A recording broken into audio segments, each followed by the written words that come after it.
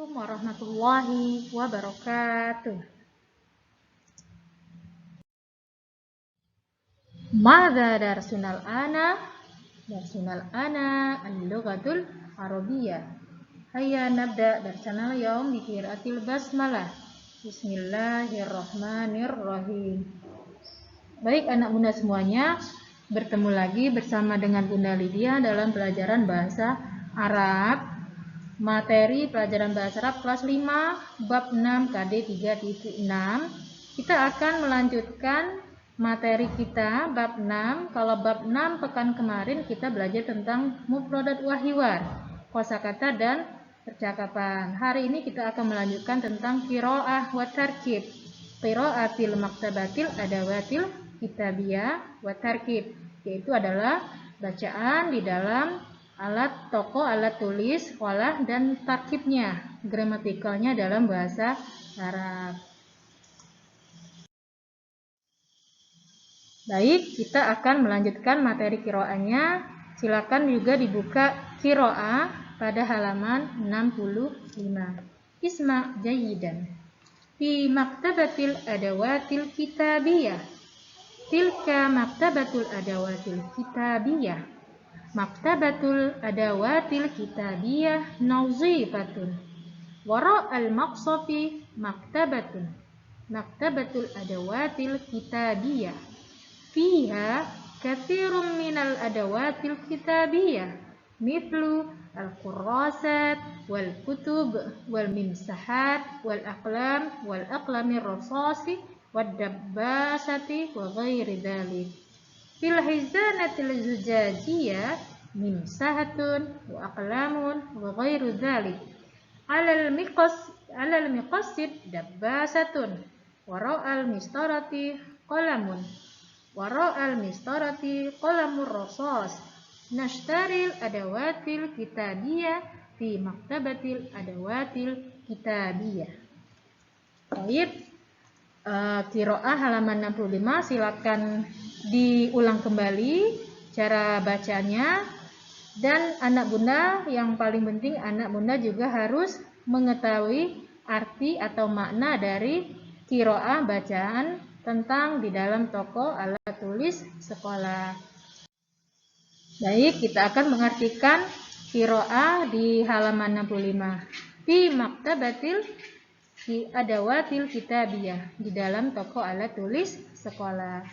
Itu toko alat tulis sekolah. Toko alat tulis sekolah itu bersih. Di belakang kantin ada toko alat tulis sekolah. Di dalamnya banyak alat tulis, contoh buku tulis, dan buku-buku, dan penghapus-penghapus, dan pena-pena, dan pensil-pensil, dan stapler-stapler, dan lain-lain. Di dalam lemari kaca ada penghapus-penghapus dan pena-pena dan lain-lain. Di atas gunting ada stapler. Di belakang mistar ada pensil. Kami membeli alat tulis di toko alat tulis sekolah. Jadi mufradat yang di dalam teks bacaan tadi nak ya, itu banyak yang berbentuk jamak, seperti kurrosat. Kurrosat itu adalah buku tulis, jamak dari kurrosatun. Kalau kurrosatun itu buku tulisnya satu, kalau kurrosatun itu buku tulisnya banyak ya, berbentuk jamak. Juga seperti contoh kutubun.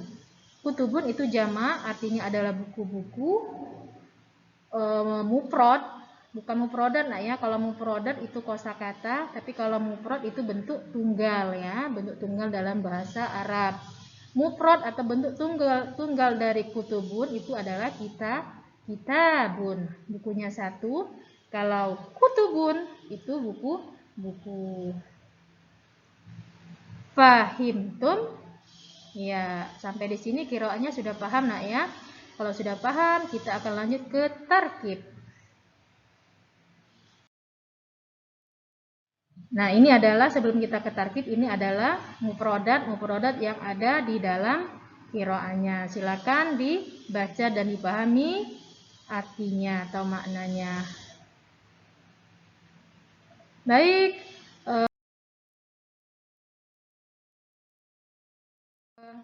baik anak bunda, Qiraatnya sudah kita selesaikan materinya, kita lanjut ke materi tarakib.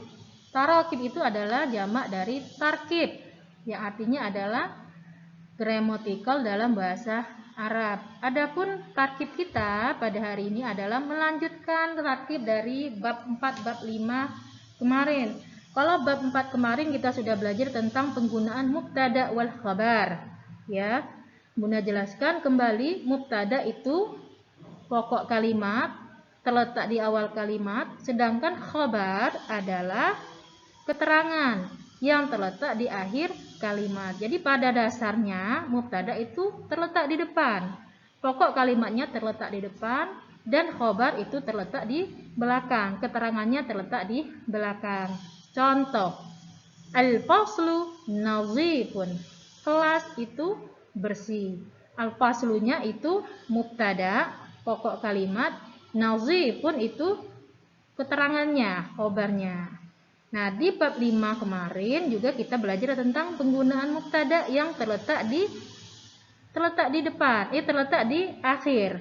Jadi mubtada yang terletak di akhir atau di belakang itu dinamakan mubtada muakhar, dan khabar yang di depan atau didahulukan itu khabar muqaddam.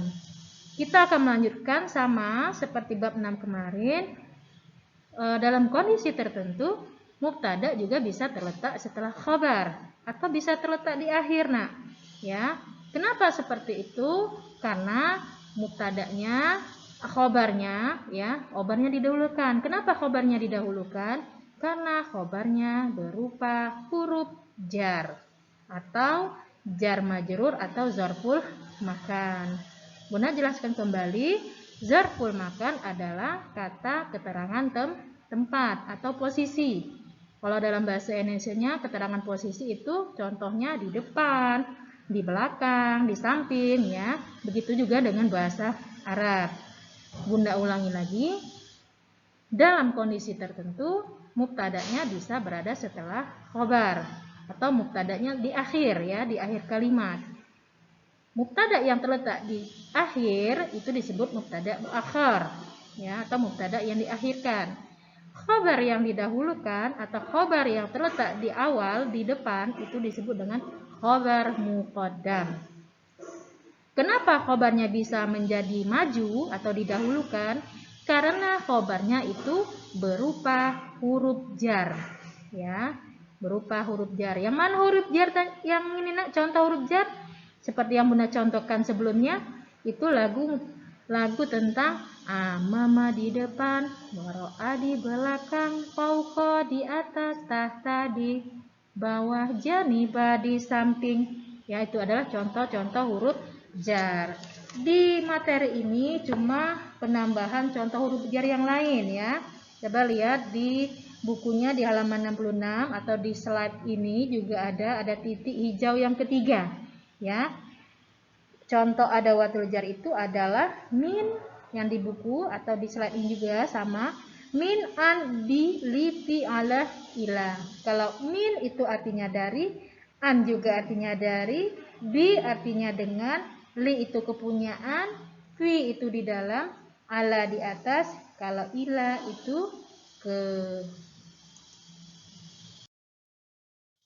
Nah, ini yang tak kalah pentingnya yang anak Bunda harus pahami. Isim atau kata, jika setelah ada adawatul jar atau misalnya ada isim di depannya ada huruf jar, dia harus berharokat atau berbaris kasroh. Kasroh itu adalah baris bawah atau berbentuk majrur, ya. Contohnya lihat di tabel ini, khabar muqaddam atau huruf jar dengan mubtada muakhar. Fi hizanati zujaji mimsahatun. Khabar muqaddamnya fi hizanati zujaji, mubtada muakhirnya adalah mimsahatun. Keterangannya itu adalah di dalam lemari kaca, pokok kalimatnya adalah penghapus. Contoh kedua, ketiga sama juga seperti itu, ya. Alal miqasi dabbasatun. Di atas gunting ada stapler. Alal miqasi khabar muqaddam, mubtada muakhirnya adalah dabbasatun. Contoh ketiga, alal maktabi qalamun. Alal maktabi khabar muqaddam, qalamunnya adalah mubtada muakhar. Di atas meja ada pena. Di atas meja itu khabar muqaddam, keterangan, pokok kalimatnya adalah qalamun, yang artinya adalah pena. Fahimtum? Insya Allah pahimna. Yang belum paham, boleh dibuka lagi materinya, PPT-nya, dan video pembelajarannya ya. Insya Allah setelah habis KD 3.6 ini kita akan meneruskan KD yang terakhir 3.7 bab 7 pelajaran bahasa Arab kelas 5. Kalau sudah paham semuanya, Bunda mau tutup. Ayanah tatim dari channel Yom Bikiratil Hamdalah. Alhamdulillahirabbil alamin. Assalamualaikum warahmatullahi wabarakatuh. Ilal liqa. Bye bye anak bunda semuanya.